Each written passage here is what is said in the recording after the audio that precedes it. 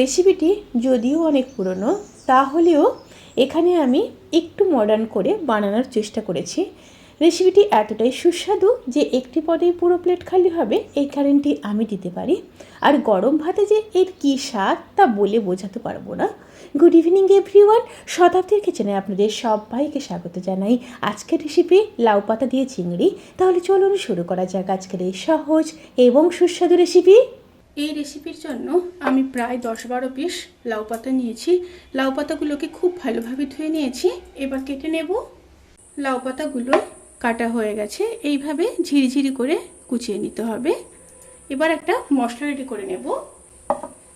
তার জন্য দিয়ে দেব 2 চামচ কালো সর্ষে, 2 চামচ হলুদ সর্ষে,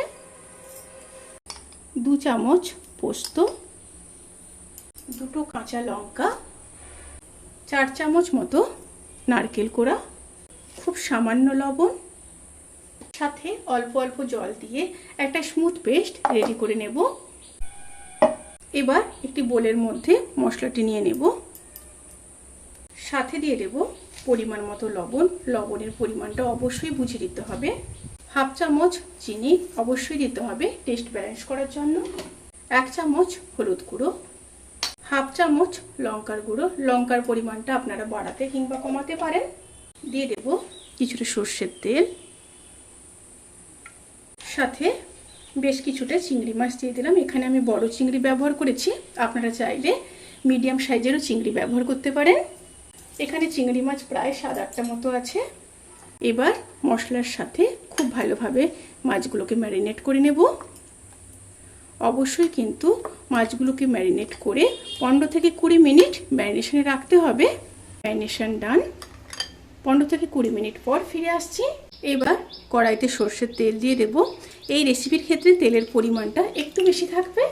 তেলের মধ্যে দিয়ে দেব হাফ চামচ কালো জিরে, 2 চেরা কাঁচা লঙ্কা। তেল থেকে যখন সুন্দর একটা স্মেল বেরোতে শুরু করবে, সেই সময় কেটে রাখা লাউ শাকগুলো দিয়ে দেব।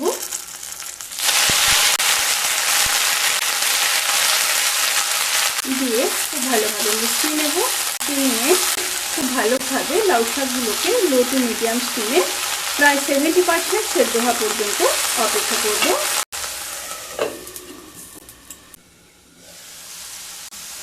লাউ পাতাগুলো প্রায় 60-70% সেদ্ধ হয়ে গেছে। এই সময় ম্যারিনেট করে রাখা চিংড়ি দিয়ে দেব।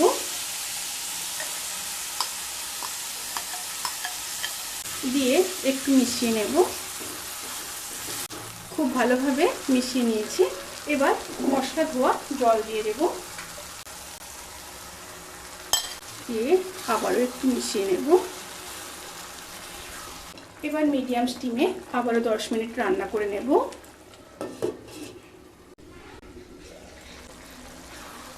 রেসিপিটি কিন্তু সার্ভ করার জন্য একদম রেডি। এবার ওপর থেকে একটু কাঁচা সর্ষের তেল দিয়ে দেব, অবশ্যই দিতে হবে। দিয়ে একটু মিশিয়ে নেব।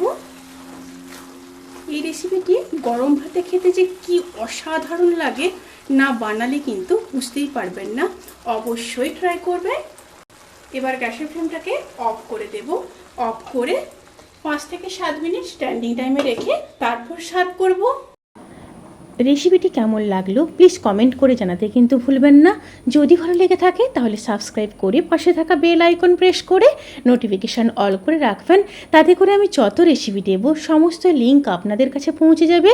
আপনারা সবাই ভালো থাকবেন, সুস্থ থাকবেন, সাবধানে থাকবেন। আজকের মতো এই পর্যন্ত। পরের রেসিপির জন্য অপেক্ষা করুন। টাটা।